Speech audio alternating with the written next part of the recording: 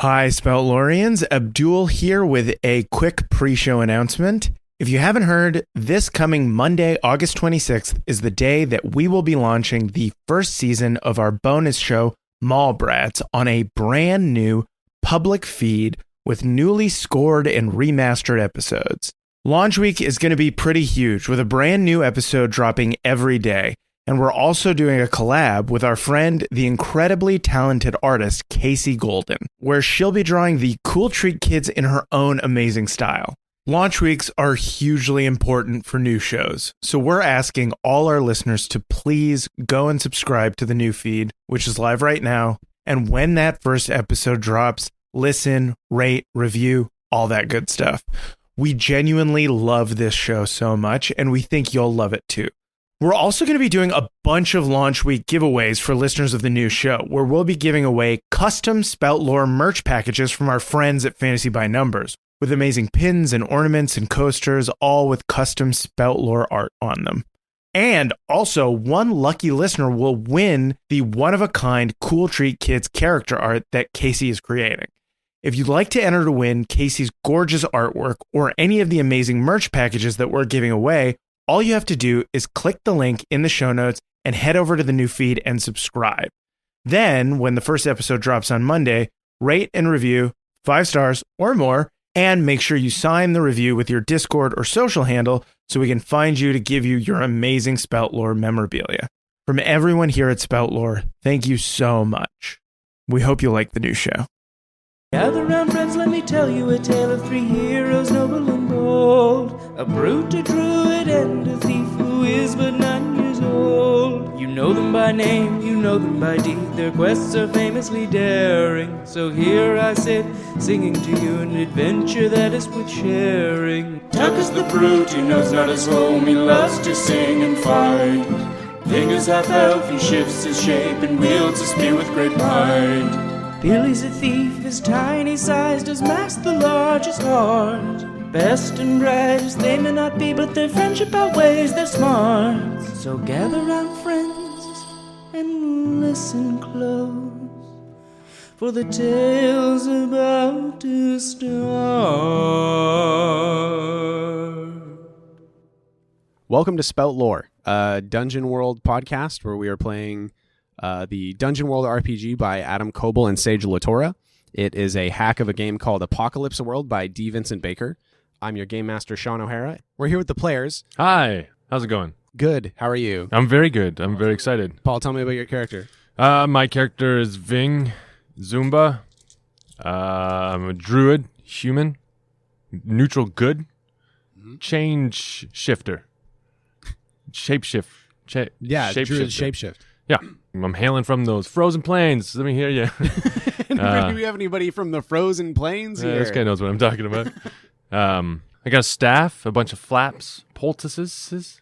Vyng's got wild, crazy kind of grayish hair, lots of pelts, different hides, almost like a skirt of hides, and then hides around his forearms. And also he has gills. He has gills? Oh. Yeah. Why does he have gills? Well, that's what defines him. Oh, right. When he changes his Druids. Yeah, he has to Druids have always have a tail that sticks with them as they change shape. So, like an Arctic char. Yeah, like an Arctic char. Like an Arctic char. So Vyng has gills like an Arctic char, and if he were to turn into a polar bear, that polar bear would also have gills like an Arctic char. He puts his crazy wild hair over his gills, though, so nobody sees them, like Kevin Costner would, if he ever made a movie about that. All right, yeah, I like it. I assume that we'll know more about them as we go. Yep, that is one of the tenets of Dungeon World is a play to find out what happens, just like real life. Just like real life. And next, Abdul Aziz. Hey, Abdul, tell me about your character. I play Tacoma Dome. He's a barbarian who has a lot of emotional problems. He was abandoned as a baby, and he blames himself for that. But he was raised by a used cart dealer in the city of McCall. His name was Bruce Spruce. And he instilled good values in me until he died when I was 4. And then I left, me as Tacoma. Tacoma left town because he was chased out of town. And then he lived as a man of the world, a child of the world for years. Like as a sword for hire for a while. And then he was part of a band for a little while. Like a band, like a music band? Yeah. What does he play, an instrument? He played the bass. Oh, okay. That makes sense. Yeah. And he got really into opium for a couple of years. And then he found barbarism again. He rediscovered it. And he's kind of been rediscovering himself through the violence that he inflicts on people that he thinks deserve it. Describe Tacoma. What does Tacoma look like? I'm tan of skin and large of thigh. I'm bald of head by choice. I'm wearing a leather loin guard. I have an axe strapped across my back. I'm very large. Yeah, like large for a person, like too large. Yes, I'm like 7 feet tall. Whoa, wowzers. Whoa, That's a big boy. Yes, I'm a muscular 7 foot. Uh-huh. Mm-hmm. I'm in a bulk phase right now. I do a lot of plyometric exercises. Is that a thing? Is that a fantasy thing?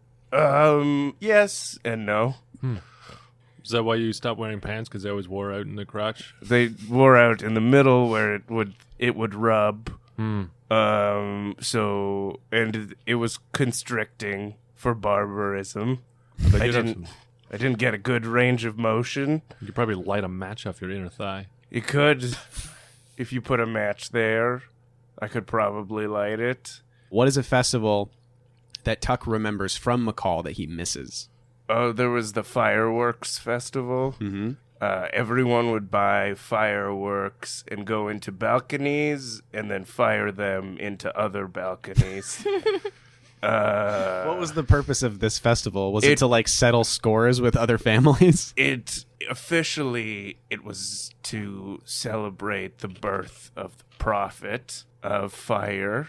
So that officially is it, and then unofficially, yes, it is to settle scores with your neighbors. Most of the structures in McCall are made of straw or wood. Oh, shit. So once every 4 months, the whole city burns to the ground. And that was always a very heartwarming time. Quite literally. Yes, many die. It's a beautiful festival. That's nice. The Prophet of Fire. We're going to explore more of that later. Is Tuck religious at all? I acknowledge the possibility of the existence of the Prophet of Fire and the God of the Flame, but I also... God of the Flame, you're really laying it on. God of the Flame. I also have seen no conclusive evidence for it. If he is truly a vengeful and hateful God, I don't believe the God of the Flame would care if you believed in him or not. So that the most logical position is to just be an agnostic. Vyng, you travel with with a guy that spirits might exist, but Vyng knows they exist. Yeah. Right? That's the source Well, I of... think most elves know of the spirit world, right? Well, I believe in ghosts. I've fought ghosts. Fought ghosts. Yes. Same thing, right? The spirit world's what lets me travel between bodies. So that's what you travel into the spirit world, So and then you come back in a different body. I'm traveling within the spirit world, but yeah. Okay, and that's what allows Vyng to like change shape. Yeah. That's pretty dope. How old is Tacoma? Because this is a lot of Like mid-20s now. he's had a long life. He lost the only father he had ever known in that freak cart accident. Yeah. There's a stack of carts that fell over. Hello. Hi, Jessica. Tell me about your character. My character is Fat Billie, and he is he's very fat. Fat Billie is a halfling kid. He's very small, very round.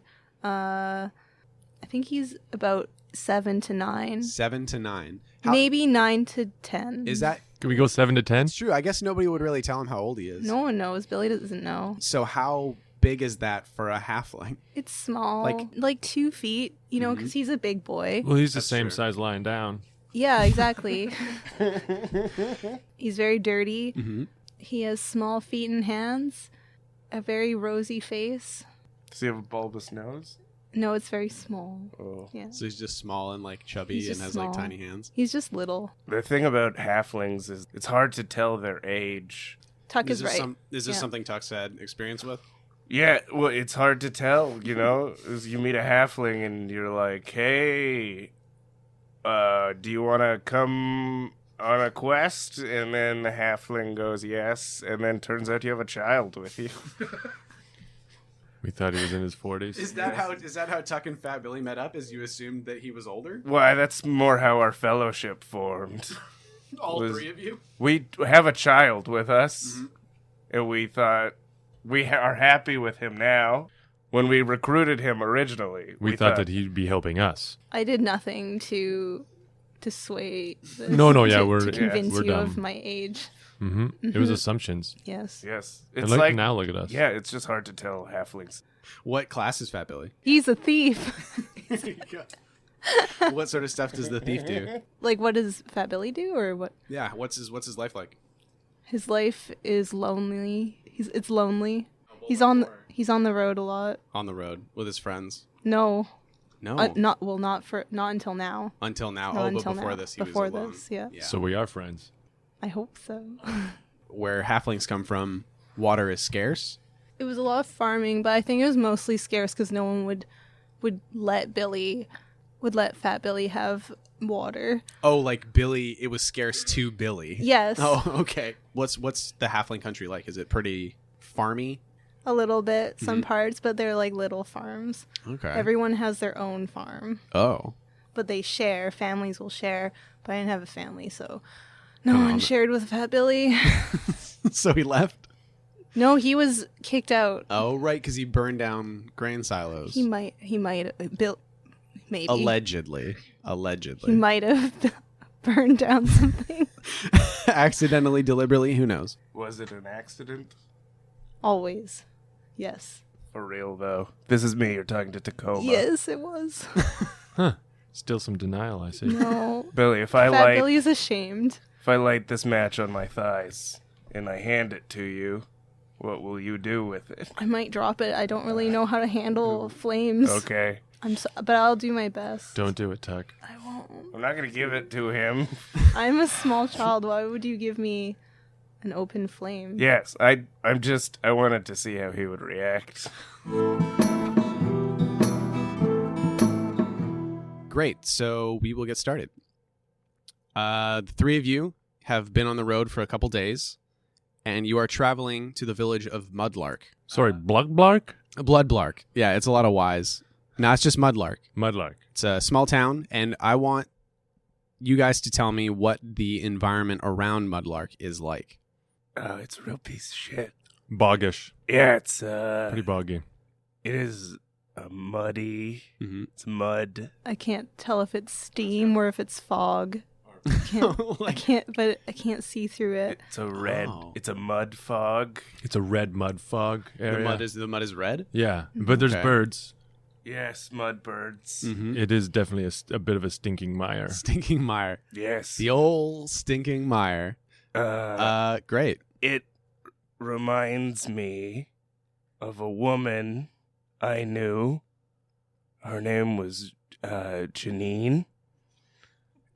And she shoplifted a lot because there was an emptiness inside of her.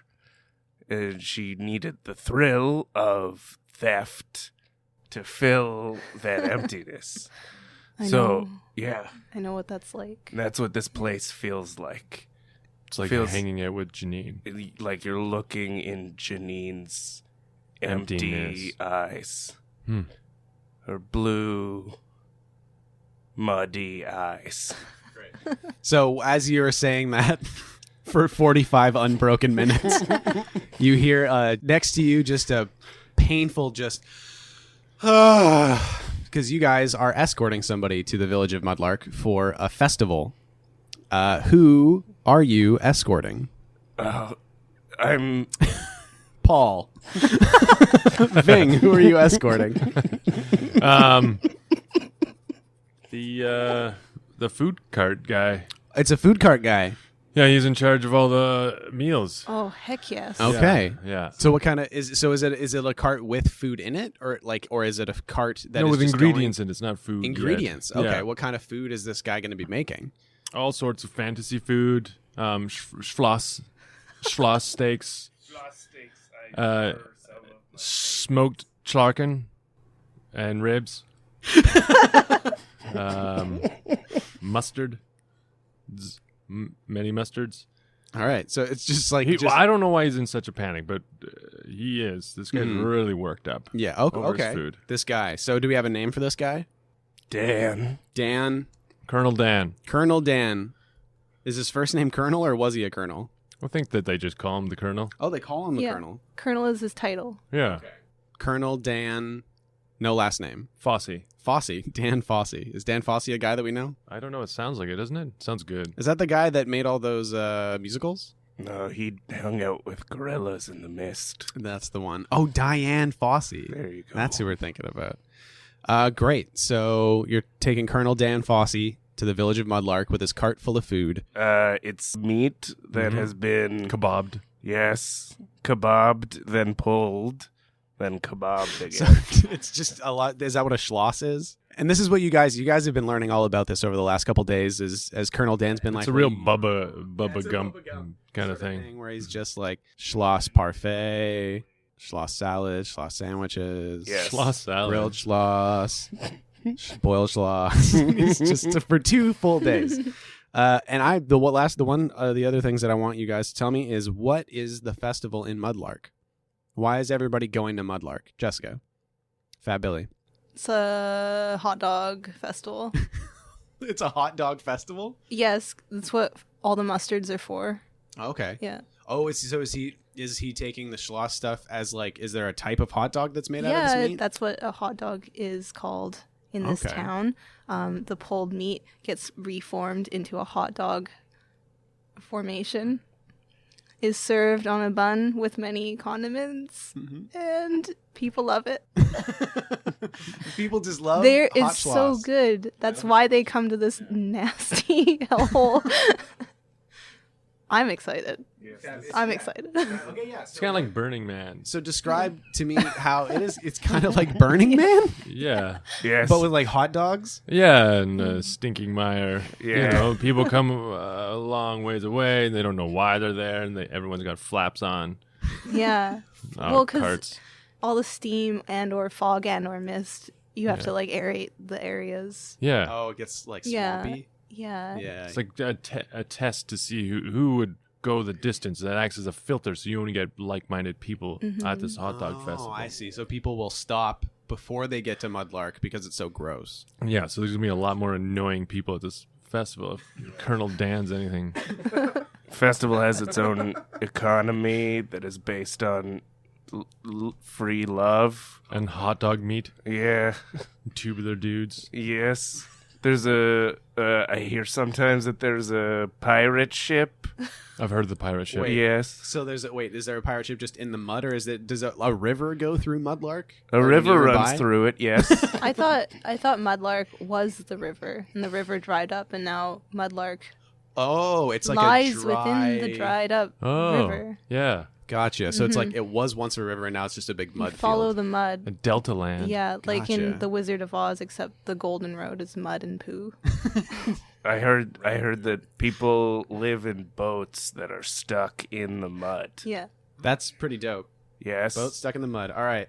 So you guys are escorting Colonel Dan to How old is Mudlark he? for the hot dog festival. He's probably like in his like 110. he's 110 years old Whoa. because he's He's an elf. an elf. Yes. So 110 is like a smooth like 30, 40. Yeah, it's younger.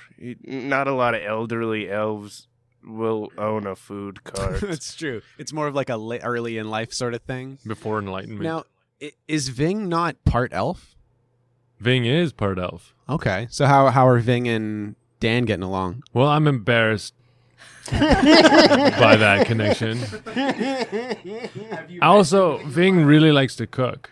He's a good poultice. He can make things from the land. So this guy going on about hot dogs, it's just a little too close to home. And he's an elf, so he doesn't want to be identified with this guy. But Okay. he feels a kinship nonetheless, like a family thing. You know, like a cousin who comes up to you at a bar and rubs your back before you know who's there. Fat Billie doesn't know what this is like to have family. Yes, neither does Tacoma. Well, it's annoying. Oh, would that I knew the frustration of the touch of family. Of the familiar blood, Yes. of the comforting caress. Yes. Well, I think you're lucky. The touch of skin that covers blood that is like mine, I have never known. That's fair. I've never seen anyone like you, Tuck. I'm A brown person? yeah. I'm from the frozen north elf, man. That's true. This is so. What are Tuck and Fat Billie doing in the cart while they're? I've eaten a lot. I've also eaten a lot, and I don't want them to know. So you've You've just been stolen a lot. you've just in the back Maybe. like gorging like a raccoon. Yes. Yes. But how's Fat Billie feeling about this? Well, pretty good. Because he... he doesn't know. He's just like, why not? So Tacoma is in the back with Fat Billie, I guess, eating. Describe Tacoma? What does Tacoma look like? I'm lying on the ground in the back of the cart with a pile of jerky on my tummy, and I'm flicking it up into the air and catching it in my mouth, and I'm going woohoo. and Billy's back there with Tacoma eating the jerky. Yeah. Great. It's like I'm eating the ones that he's missing. So I just run around him and I collect the rest. Well, Fat Billie doesn't believe in waste, so... Yes. That's reasonable. Yes. The halflings are very they believe in balance. And vulturism. Yes. Scavengers, Yeah. traditionally. So Vyng, you're up front with Dan while these two are in the back, and you're kind of having conversations through the hole in the cart in this covered wagon. And it's very foggy to either side. You're on a muddy road going into the boggy region surrounding Mudlark.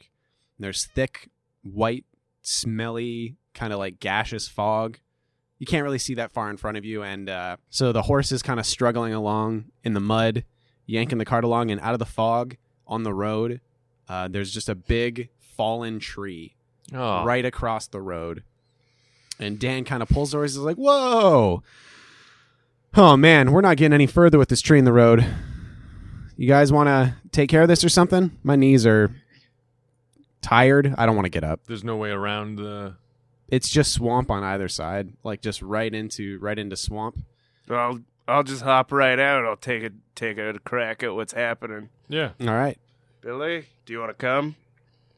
I'll let you ride on my shoulders. Okay, I'll do that then.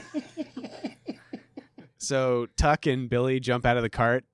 Billy riding on Tuck's shoulders like the kid from the Iron Giant, and right into the slimy mud and the fog. And you walk around to the front of the cart, and there's just like a big, huge, like probably 4 feet across, just a big tree trunk right across the road. Can his axe take care of it? Can you give her a chop? I mean, that would probably take a long time to cut through. What if we leave the cart? Dan says, no way. This got all my Schlass meat in it. I'm not leaving this cart behind. Also, there's no way we'd make it through the rest of this fog without shelter. We can't move. It's too heavy to move. You haven't tried moving it yet. Oh, let's try and move it. I was going to just throw the horse over the tree. Oh, yeah. Instead of moving the tree, you were going to pick a horse up? Yes. I bet the tree weighs more than a horse. I guess so. Yeah, I mean, seems like the easier thing to do. Can I assess the situation? How would Can Billy I- be assessing the situation? Like, maybe he can... You scrabble up that tree, see what's going on? Yeah, what's on the other see... side? Yeah, what's on the other side? Sounds Is great. there a way through here that I can't see? All right. That sounds like a discern realities. All right. So you're going to roll 2d6 plus wisdom. Okay. 12. 12, damn. Yes. Unmitigated Yes. success. That's incredible. So on a 12, you get 3 questions from this list, and you take +1 forward when you're acting on the answers that you get from these questions. So the questions you can choose from are what happened here recently, what is about to happen, what should I be on the lookout for, what here is useful or valuable to me, or who's really in control here, and what here is not what it appears to be. Can I do what happened here recently? What happened here recently is this tree. You can see sort of like by the way the roots like came out of the mud, like on the far end, this didn't fall naturally. This was pushed into the road. Okay, so Fat Billie scratches his little chin and he's like, what should I be on the lookout for then? All right. You think that you should probably be on the lookout for whatever pushed this over, whatever or whoever. No, seriously. Like, I know it's not going to give you all the answers that you want, but a lot of the times this isn't going to give you the answers that you need. But so something pushed this over. So you think that if they're not here now, that they might be here soon. Okay. What else? What else is Fat Billie wondering? So there's, the other ones you haven't asked are what is about to happen, what here is useful or valuable to me, who's really in control here, what here is not what it appears to be. Okay. Fat Billie wants to know what here is valuable or useful. Okay, so Fat Billie's kind of scrabbling around on top of the log, looking around, going like, oh, something pushed this over. And in the mud, near the base of the tree, off the side of the road, you can see something shiny sticking out of the mud just a little bit. Get it, Billy. Okay, I'm going to try to get it out. Okay. Wait, but what is it? At first, Billy's like, oh, yeah, shiny stuff. I'm into this. Billy digs it out of the mud, and it's a spear blade, like, hammered out. So it's not, like, professionally forged, or if it was, it's been used a lot because it's been, like, repaired really haphazardly, kind of just, like, smashed with something hard, like a hammer or a rock, and it's snapped off just below the blade. So there's, it's a like... sheared spear. Sheared spear. Spear was sheared. So it's pretty small then, if it's a spearhead. Yeah, it's about... like 8 or 9 inches long. Yeah, and it's just like a kind of roughly adhered to a broken piece of shaft. Can I see that? Can I look at it? Yes. All right. I want to look at it. I want to see if I can recognize the make or the material or anything, if I know anything about it. Yeah, with so all my wisdom. That'll be a Spout Lore, which you will roll 2d6 plus intelligence. Okay. 6. A 6? 6. Oh, that's a failure. So you mark an experience point, because in Dungeon World you always get an experience point when you fail. That's like one of the main ways to get experience is to fail something. Okay. Right, let me see the spear. Well, no. Actually, yeah, maybe that, no. Yeah. Like, maybe that's the failure, is that instead of you getting a good look at it, Tuck Yeah. goes, I'll look at it. But I feel like the failure should probably be on Vyng instead of... Oh, we can't just pass it around? Well, either way, so you're like trying to, like, looking at the spear and you're like, what do I know about this? And you realize, I don't know a lot about This. spears. But it looks like it was made, like, this is probably just something that somebody lost on the way. There's no chunks of wood on it. I guess I failed. You did fail. So All what right. what Vyng believes is that, this is not important, probably. Somebody just found this. Like, it was just somebody's spear that broke and they lost it in the mud, and it's just made... This is going to help us with this tree is nothing. situation. This is nothing at all. All right. Yeah, nothing to worry about here. You can have this back, Billy. Wait, I do want to examine that. It's not really how the game... Like, if somebody fails a roll, it's not just like... I can't look at it after someone else looks at it. What you can do is you can aid or Because interfere. Vyng owns the fucking spear now? Well, it's not important. Okay. It doesn't matter. Fine. If you want to help somebody, you can roll plus your bond with them to aid or interfere. And if you succeed, they get a +1. And if you get a 7 to 9, you expose yourself to danger, retribution, or cost. And if you fail, then a hard move happens. So if he you already failed. Yes, but you can help somebody after a failure. Oh. But it only adds a +1? Which would make it a 7, which is a partial success and not a failure. Oh, okay. Yeah. Yes, I'll do that. All right. Let me help you examine that spear. Get that spear out, big boy. Let me take a look. I get up. I come up behind him. My head is above his head. because I'm so tall. And I put my arms on his arms while he's examining the spear. And I say, let's look at it together. Now, do you remember what your bond with? How many bonds you have with Vyng? Two. Two. I think I had the max. I think he had 2 with me and he had 2 with Vyng. Okay, great. Yeah. So you'll be rolling 2d6 plus 2 Okay. to help Vyng. All right, let's look Okay. at this. I don't think it's anything. I don't see anything important Just here. well, let's take a second look. I rolled a 7. Plus 2 is 9. Yeah. Yeah. So great. That's so you succeed. Well, it's a partial success, so it's a +1, which makes your roll a 7 instead of a 6. So it's not a failure. So erase that experience point, my dude. Huh. Thanks. I will on a 7 to 9. I will tell you something interesting. It's on you to make it useful. Okay. So what you do see is that this was in fact of like human make. Like it was made by humanoid hands, Mm-hmm. dwarf, elf, human, whatever. Somebody made this in a town, in a village, probably not far from here. But this blade was not originally attached to this, and it's been hammered by rough, unskilled hands to like keep it in shape and to sharpen it and stuff like that. So it wasn't being used in the way that it was made to be used. Still a spear, but not maintained by a skilled or intelligent person. Somebody chopped down a tree with the spear, maybe. No, I don't think so. What does Billy think? Billy thinks we should get out of here. Yeah, I can just throw the horse over the tree. Leave That- the cart. It was always I'll throw the cart over the tree too.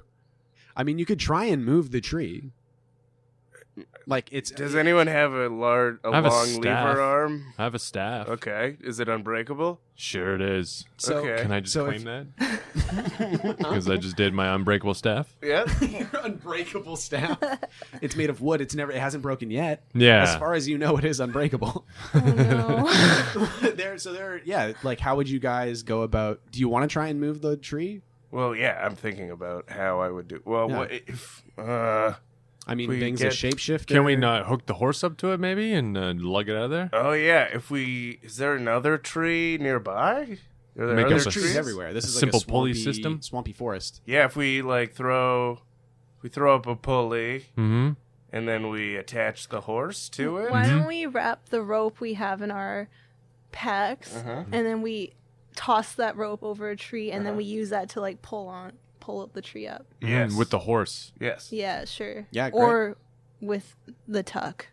Oh yes, I can also do With that. both. If I fought the horse, would I win? It's hard to say. It's a tough horse. Can I work together with the horse? Sure. Yeah, that sounds good. You can also help each other. Yeah. So somebody mark off a point of their adventuring pack, their adventure gear. I will use mine. Great. Yeah. So just mark one of those off to get a rope. And yeah, I guess this will be like a defy danger. To make up pulley system. Yeah. Well, and I mean, defy danger is in a way, it's a pretty catch-all sort of move. Okay. So you're going to be rolling a defy danger strength most likely. Yes. And does anybody want to aid? I'd like to aid, but I have pretty. I can. You'll I can just roll plus your tie- bond. You guys will all I can Yeah. tie the knots because I am very dexterous. Great. There so you they go. will help. Okay. So you I'm guys will- light-footed, so I can go out into the bog and attach it to the trees and stuff. 2d6 plus however many bonds you have. Oh, Nice. 13. Dang. All right. So you're Yes. going to get a +1 to this. You'll get a +1 to your defy danger strength. Okay. Nice. So Billy's just like tying sick ass knots and stuff. Oh, yeah. Did you roll your defy? I haven't rolled. Okay. Yeah. So yeah, roll your defy danger Is strength. it 2d6? 2d6 plus your strength. 4 plus 2 is 6 plus an extra 2 is 8. Yeah. Great. All right. So that's a 7 and 9. So you'll be able to mostly move the log. You'll be able to move it enough that the horse can get through, but you won't be able to get the whole cart through. What proportion of the cart do we get through? It's like half. It's like you'd only be like the horse can get past without getting stuck in the mud, but Dan would probably have to leave some of his supplies behind if he wants to get the cart through at all. Oh. Okay, well, I'm fine with that. We have to do this. Dan, are you okay with it? Or we can just leave. Oh, Dan. geez, guys, I don't know. What? Let me We can help I you got a carry lot of good some meat stuff. in here, and I don't know what to leave. Leave them. Well, why don't we go to the festival and see if we can get some people to come back and move the log? Well, We just can tell do us that. what's in the cart that is the heaviest and the thing that people hate the most. It's true. Pickled eggs. Probably like the sweet Schlass meat. Oh, It's yes. like sweet, but it's still like savory, but like not in a complimentary way. Like a mincemeat. Like a mincemeat. A minced Schlass meat. Yeah. How much of that did you bring? Like 200 pounds. Yeah, leave that. Wow. Leave Yes. that. I don't know, guys. I don't think I'm comfortable to leave anything behind. You're gonna have to find another way. I guarantee you that if you leave that barrel of shitty sweet meat in the middle of this bog for 100 years, no one would take it. So it sounds like you're trying to parlay to convince Dan to leave his shit behind. Oh yeah. Yes. So what is the leverage that you have on Dan The horse. if you're trying to convince him? Well, we're gonna help him, or we can walk, and he can carry all of his stuff. Why don't we just take his horse with us if he doesn't want to leave his gross meat? All right, yeah. So We already have his horse. somebody roll 2d6 plus charisma. The leverage is like, we'll just leave you here in the I swamp. have +1 charisma. That's you. You're the most. And you Okay. got good rolls. We'll see about that. That's still good. Ah, 9. man. So on a 7 to 9, they'll do what you want, but they need concrete assurance of your. They'll need concrete assurance of your promise right now, and your promise is that you'll continue to protect him. I guess. Oh yeah, for sure. We'll Yeah. get him to the thing. Okay, great. So Yeah. Dan, that's the whole fucking point of this. So Dan says, "Okay, fine, whatever. But if I'm gonna leave this stuff behind, I need you guys to cover the cost. How much is this shit worth? I was probably gonna make, 30, 40, 50 coins.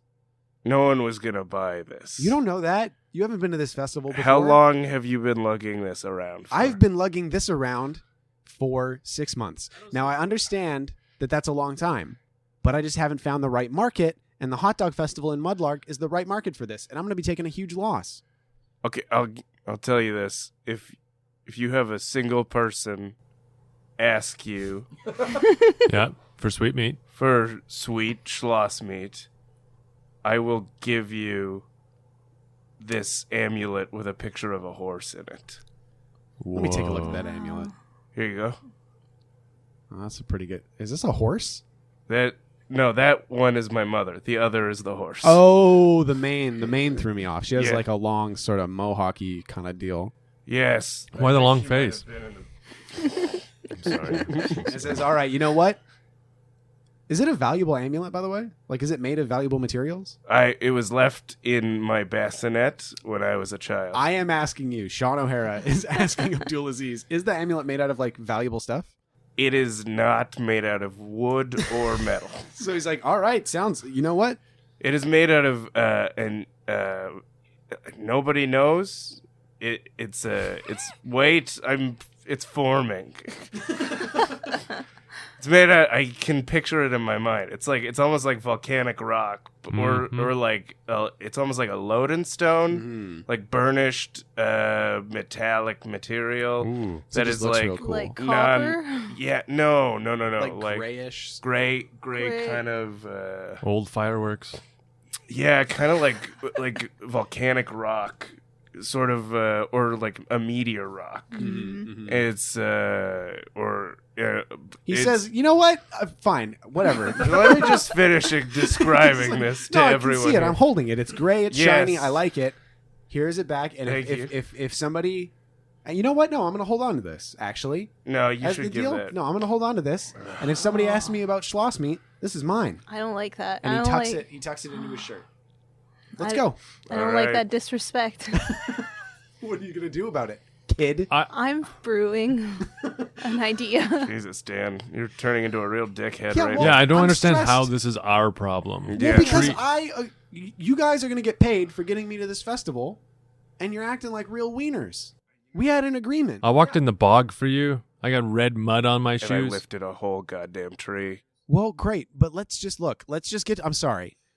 I'm sorry, guys. You I'm take sorry. 2 steps back, Dan. Yeah, okay, all right, fine. These are wolf suede. Look, I'm sorry. I'm stressed out. The festival is in like a day and a half. I got a bunch of meat. Got a lot of things riding on this. Okay? I'm sorry. Dan, we all understand that you want to succeed at this festival. Yeah, so it's that you important. could tell all of the other food cart owners how awesome a time you had at this festival. Well, you know what?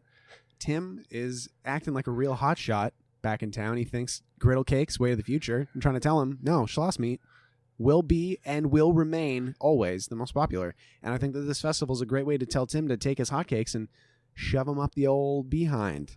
Yes. Okay? Okay. Well, let's take everything that we can. That's not too bogged down. All right. Load up his horse. Dan, you're carrying most of it. I don't. Okay, fine. So he actually is able to like dump out the sweet Schlass meat, which makes like the cart like light enough on one side that it doesn't totally get stuck in the mud.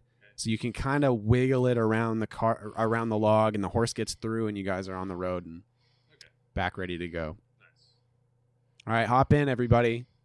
Next stop, Mudlark. Yeah, that's the end of the session for today.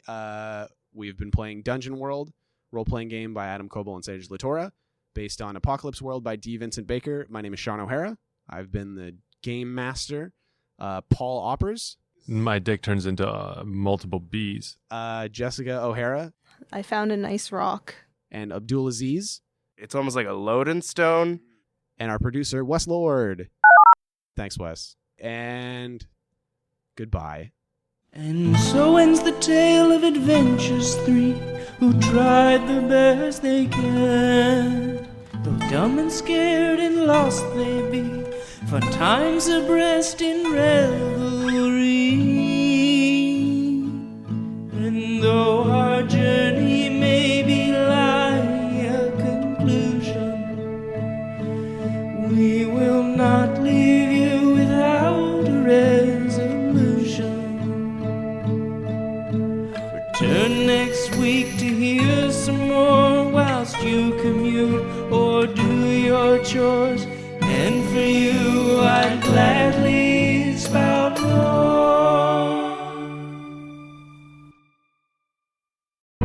The Fable and Folly Network, where fiction producers flourish. Are you emotionally exhausted? Do you have strong feelings about authoritarian power structures? Have you ever stared up at the night sky and felt tiny and alone?